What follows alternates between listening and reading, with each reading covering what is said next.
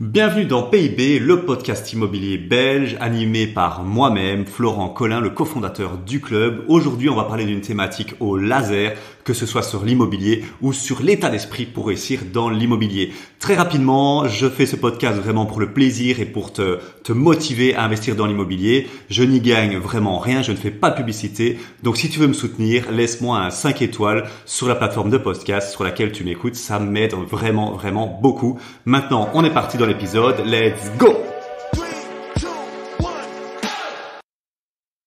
Bonjour à toi et bienvenue dans cet épisode de PIB un peu particulier parce qu'aujourd'hui, figure-toi que je reviens de Marrakech. J'ai eu l'opportunité de partir à Marrakech avec ma chérie, donc là j'en reviens tout juste et j'ai pris de belles leçons. Et une très belle leçon que je vais te partager, c'est une anecdote avec des serpents. Mais juste avant, pour te raconter un peu ma vie, Marrakech, superbe destination. Si tu ne l'as jamais fait, ça va très vite. C'est une ville qui vit. Les souks, la Médina, c'est un bordel monumental, mais ça vaut vraiment le détour. C'est vraiment quelque chose. Et il y a autre chose qui vaut le détour, c'est la place Jemaa el Fna, si tu connais. Si tu as déjà été à Marrakech, tu vois de quoi je parle. C'est une immense place. Là aussi, c'est un bordel sans nom. Et je me suis vraiment fait avoir sur la place Jemaa el Fna. Mais juste avant, je voulais te dire que vraiment, c'est très agréable de pouvoir partir en vacances. Ici, on est parti à peu près 5 jours. Et pendant les 5 jours, figure-toi que j'ai eu une réservation de dernière minute qui s'est rajoutée le dimanche. Donc moi, je suis parti de jeudi à lundi et le dimanche, une réservation de dernière minute est tombée. Il y avait en plus de ça une réservation, donc il y a eu 4 réservations qui se sont enchaînées pendant ces 5 jours-là, en fait, 2 et 2 sur deux Airbnb. Et moi, j'étais à plusieurs milliers de kilomètres de là. Mon équipe de ménage a bien géré. Les gens, ça s'est super bien passé. Ils ont kiffé leur vie. Donc, ça, c'est encore une leçon pour dire automatiser un Airbnb, une colocation, même si tu vis à 1 heure et que tu es bruxellois et que tu veux investir à Liège, Charleroi ou Namur, c'est tout à fait possible. Regarde ici, 4 réservations qui sont tombées pendant que j'étais pendant les 5 jours à Marrakech. Donc voilà, ça c'était la petite interlude. Je vais te préparer un épisode de podcast là-dessus, mais je voulais quand même t'en parler parce que voilà, je reviens tout juste. Hier, je revenais sur le sol belge. Alors, maintenant on va arriver sur mon anecdote et pourquoi c'était un beau moment d'apprentissage. Parce que moi je pense que rien n'arrive dans la vie, donc quand il m'arrive des trucs pareils, j'essaie de voir le positif et j'en ai tiré une leçon que j'ai envie de te partager. Alors la place Jemaa el Fna, c'est un grand bordel, c'est une immense place vraiment avec plein de petites échoppes. Et si tu tapes un peu sur Google, tu verras, il y a aussi beaucoup de comment appeler ça, des intermittents du spectacle marocain, je sais pas comment les appeler, des gens qui font des petits shows, hein, tu vois, sur la place. Et il y en a un, c'est les serpents. Alors les serpents, c'est quoi? Ben c'est comment on appelle ça, des dompteurs de serpents, hein. Ils ont une musique, tu peux pas la louper, franchement. Si tu tapes un peu sur Google, tu verras, c'est une musique vraiment très particulière. On l'entend super loin. Il y a deux trois bandes en fait comme ça qui font des trucs avec des serpents.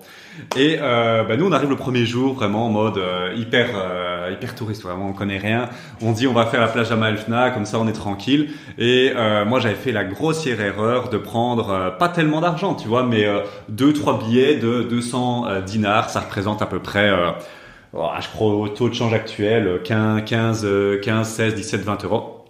Mais bon, voilà, moi j'étais là, bon, on va y aller tranquille, on va rien dépenser, j'avais pas prévu de dépenser plus que ça.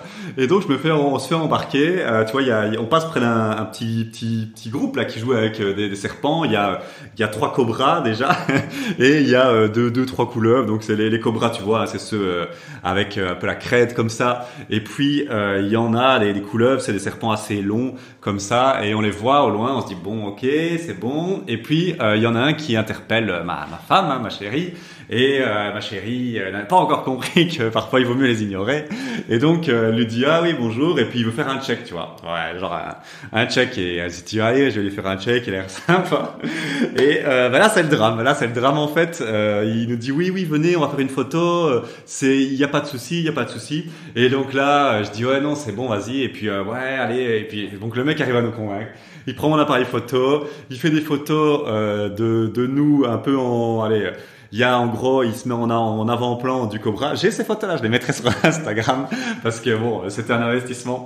Et donc, tu vas comprendre pourquoi. Et donc, il fait une photo de nous avec le cobra, tu vois, en premier plan le cobra et nous un peu derrière. Et puis là, il se passe un truc, mais ça va tellement vite, tu vois. Là, ce que je te raconte, ça s'est passé en 1 minute. Hein. Donc, il dit oui, allez, on fait la photo. Tu vois, ils sont déjà là en train il dit, oh, prends ton GSM. Ok, je prends mon GSM. Il prend l'appareil photo, il va faire les photos. Ça se fait en 15 secondes. Et puis, il revient, il nous met des serpents, mais tu vois, on comprend rien. Il nous met des serpents autour du cou. Ma femme, il arrive, il lui met 2 couleuvres autour du cou. Il lui dit ouais, vas-y, photo. Et il continue à prendre des photos. Même chose sur moi, il met deux couleuvres. Il dit ouais, prends-la en main et tout. Et donc je me retrouve. Tout ça pour te dire que je me retrouve avec 2 putains de serpents en main. Le truc que j'aurais jamais fait de ma putain de vie. Parce que les serpents, tu vois, c'est comme les araignées, c'est des trucs.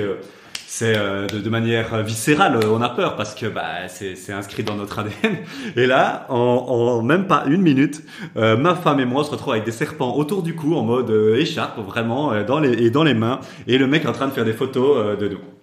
Et donc, je me suis dit, mais putain, c'est un truc de fou. En fait, on était sonnés, tu vois. Et puis après, bon, ça, c'est le truc un peu moins, un peu moins glorieux où je me suis fait vraiment avoir. C'est, il me dit, ouais, allez, photo d'une pièce, tu vois. Ça, je m'y attendais. Mais en fait, je regarde, j'ai pas de pièce. Et je me dis, putain, fait chier. Et donc, j'avais que des billets.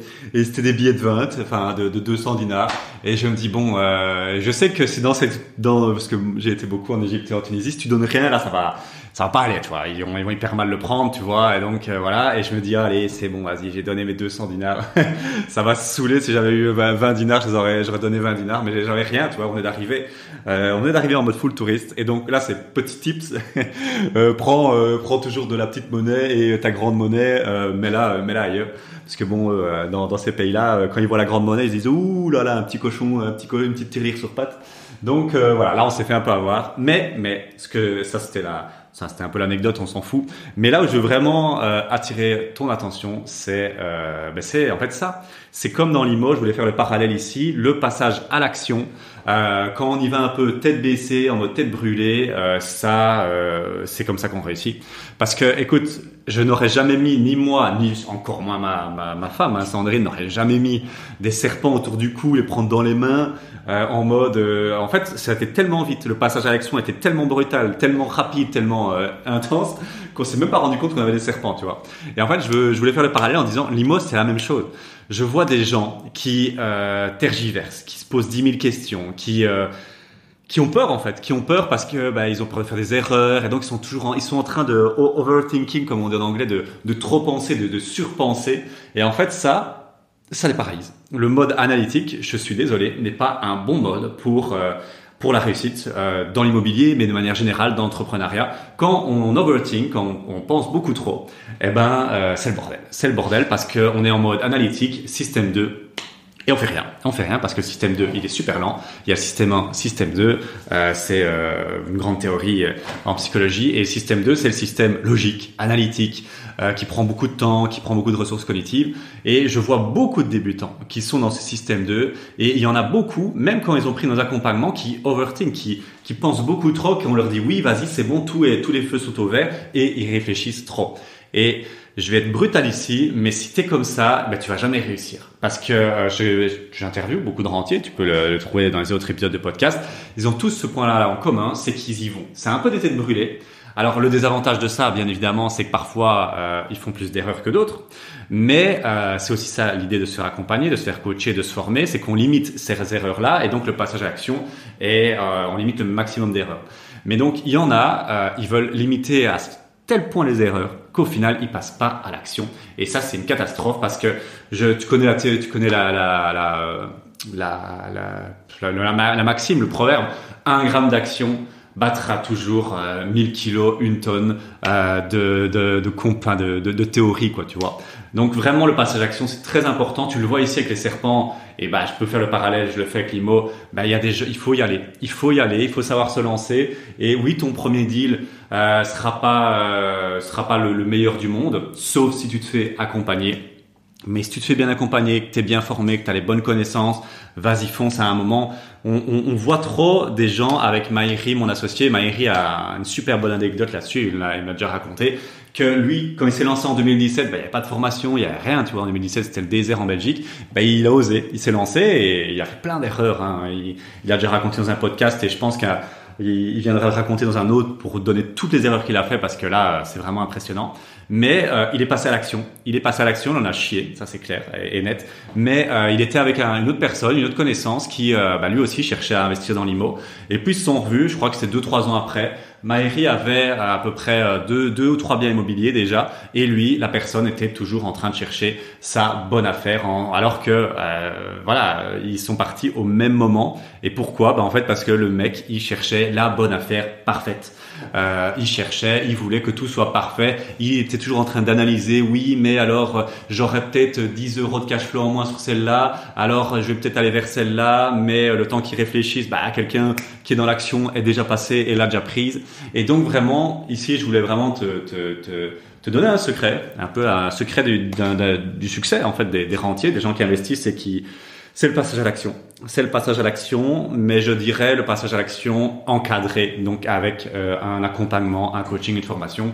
Bien évidemment avec le club, ça c'est un peu nous les premiers qui avons lancé ça un peu au niveau belge francophone. Mais il y a d'autres personnes qui le font. Donc tout ce que je veux te dire, c'est lance-toi, fonce, vas-y, prends ton destin en main. C'est le moment d'y aller. Mets-toi les serpents autour du cou. Je sais pas ce qui est le plus effrayant. Est-ce que c'est avoir 2 serpents autour du cou et dans les mains, ou c'est faire une visite immobilière et faire une offre? Je sais pas. Je crois que le niveau d'ascenseur émotionnel est vachement pire avec les serpents. Je te le dis. Donc voilà. Si tu veux un baptême du passage à l'action, t'as compris, tu vas à la place Jama Elfna, t'entends les petites musiques avec les serpents, tu te rapproches et tu t'y vas. Après maintenant je te l'ai dit, donc tu sais ce qui va se passer, tu vas avoir peur, tu vas anticiper la peur. Mais nous on ne savait pas du tout ce qui allait se passer, donc voilà. L'IMO c'est comme ça qu'il faut le prendre, c'est vas-y, t'y vas, let's go. Et donc voilà, c'était un petit épisode, mais je voulais te le partager parce que je le trouvais vraiment incroyable, je trouvais que c'était une belle leçon de vie. Alors elle m'aura coûté 20 €, mais au moins j'en fais un podcast, donc je suis très content. Et plus sérieusement, vraiment je me suis dit, ok, qu'est-ce qu'on peut apprendre de ça? Ok, on a compris le truc un peu pratique avec avoir 2 portefeuilles, avec un peu de monnaie quand on se balade dans les rues à Marrakech. Mais surtout, le passage à l'action vraiment est essentiel et je pense pas que j'aurais pu. Il m'aurait mis des migales dans les mains, ça aurait été la même chose. Je te dis, ça a été tellement vite, le passage à l'action était tellement brutal que c'était un truc de fou. Donc voilà, c'était ça un peu ma petite leçon du jour. Voilà, c'était la petite anecdote du jour. Je voulais te la partager. J'espère que tu as kiffé et je te souhaite une belle journée et à très bientôt. Ciao, ciao. Merci d'avoir écouté cet épisode et pour te remercier pour ta fidélité et parce que tu es vraiment motivé à investir dans l'immobilier, je t'invite à un IMOtour. Un IMOtour, c'est un atelier immobilier en présentiel, donc on va pouvoir se voir et je sais que ça en général les gens y kiffent. Pour te remercier de ta fidélité, petite réduction podcast, on va l'appeler comme ça. Au lieu de 30 €, c'est 7 € la place et l'atelier IMOtour, tu verras, tu cliques sur le lien en description, tu verras la thématique, tu verras l'endroit, tu verras l'horaire, mais vraiment, c'est une pépite au niveau immobilier. C'est vraiment un moment hors du temps pour pouvoir parler à des investisseurs et pour pouvoir poser toutes tes questions. Voilà, j'espère qu'on se voit bientôt dans un IMOtour. Sinon, à très bientôt pour un prochain épisode de podcast. Ciao, ciao.